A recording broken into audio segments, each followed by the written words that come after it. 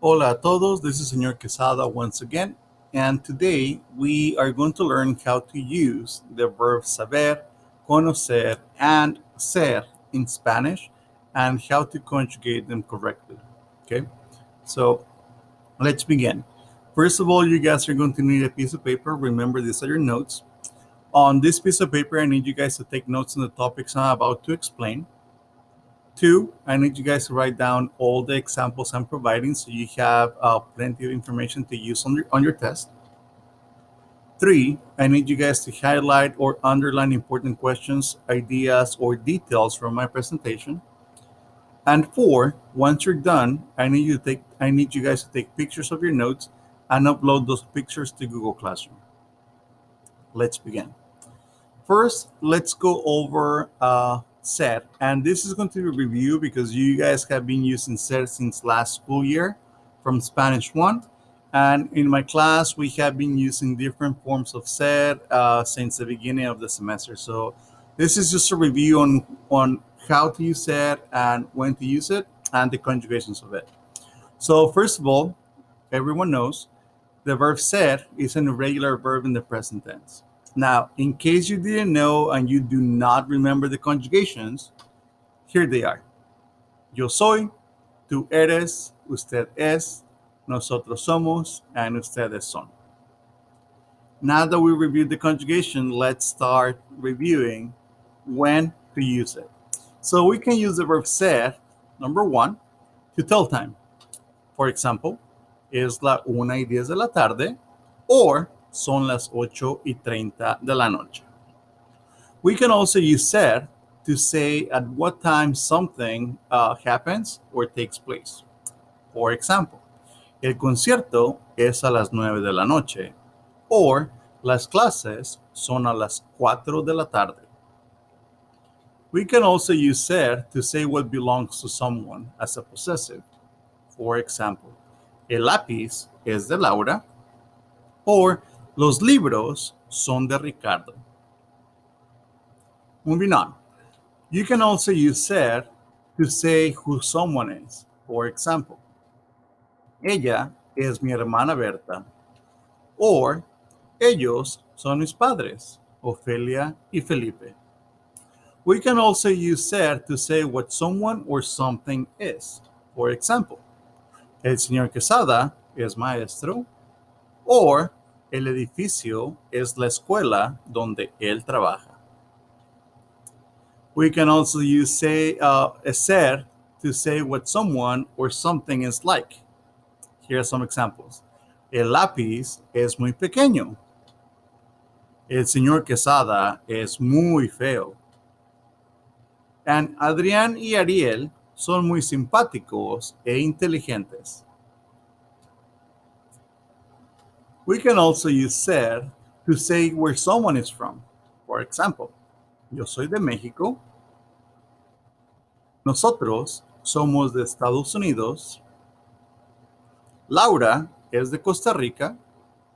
And Shakira y Juanes son de Colombia.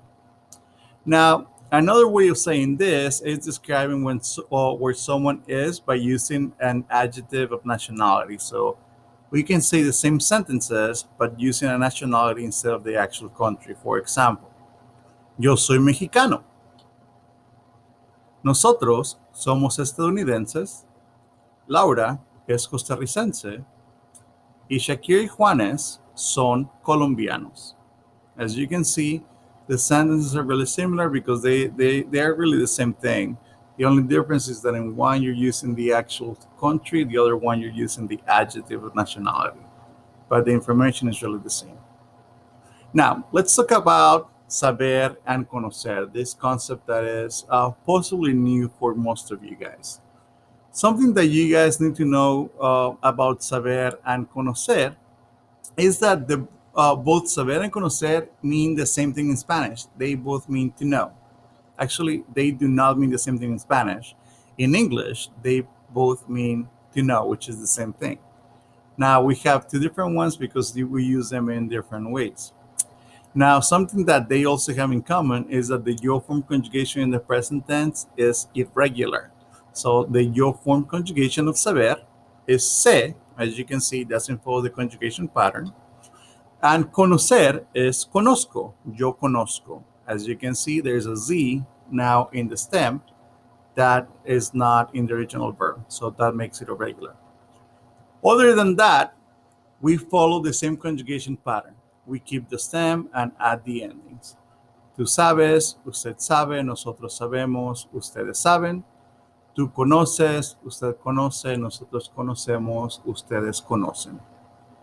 Now, why do we have two different verbs that mean the same thing in English? Well, this is why. Let's talk about saber first. We can use saber to say that you know information or facts. So if we're talking about just information, or if we can prove something, then we go with the conjugation of saber. Let me give you some examples. Yo sé mi dirección. I know my address. That's just information, so we use saber. Tú no sabes nada. You don't know anything. So once again, that is kind of a fact, so we go with saber. Mamá sabe muchas matemáticas. Mom knows a lot of math. That could be a fact or information, so we go with saber. Nosotros no sabemos mucho español. We do not know a lot of Spanish. That's a fact, so we go with the conjugation of saber. Ellos saben a qué me dedico. They know what I do for a living. So that is just information. We go with the conjugation of saber. Now, that's not the only way we use saber. Actually, if we're talking about things that we know how to do, we also use a conjugation of saber, but this is followed by an infinitive. For example, Carlos y María saben cocinar muy bien. Carlos and Maria know how to cook very well. As you can see, they're showing that they know how to do something, an action. That's why we have to use the infinitive, cocinar. Nosotros sabemos nadar. We know how to swim. Yo no sé bailar. I do not know how to dance. As you guys can see, the words how to in English do not translate into the Spanish sentences. In Spanish, we just go with the conjugation of saber, and following that is going to be the infinitive. Cocinar, nadar, and bailar are those infinitives following the conjugation. So it's really important, please do not translate how to into Spanish. Now, let's talk about the verb conocer, which is the other verb. Conocer, like I said, also means to know, but we can use conocer to say whether you know or are familiar with people, places, or things. Very different from saber. So, for example, yo conozco al señor Quesada. I know Mr. Quesada because Mr. Quesada is a person. I have to go with the verb conocer. Tú conoces Tulare muy bien. You know Tulare very well. So because Tulare is a place and you're familiar with this place, we go with the verb conocer instead of saber. Juan conoce a mis padres. Juan knows my parents. Because mis padres are a group of people, we go with conocer and not saber. And finally, ustedes conocen este lugar? And that translates into, are you familiar with this place or do you know this place? Okay. Now, something that's extremely important to remember and to know is that when a person is the object of conocer, or any verb for that reason, we have to use the personal a after the conjugated verb and before the person or the person's name. Now, that is not translated into English, as you can see, okay? Now, that is the personal A. Notice that the last one does not have a personal A because we're talking about a place, not people. The same thing happens on the second statement, tú conoces Tulare muy bien. We're not talking about knowing a person, it's a city, so we do not use the personal A. On my first and my third sentence, we're talking about people, Señor Quesada and mis padres. For that reason, we have to use the personal a in the sentence. And as you can see, it follows the conjugated verb and it is right before the person's name or the person we're referring to. Now, this is it. Those are the notes for this concept. It's not that long. Now, if you guys are done with your notes, make sure that one, you guys wrote down all the examples I had for you. Number two, you highlighted or you underlined important questions, ideas, and concepts presented.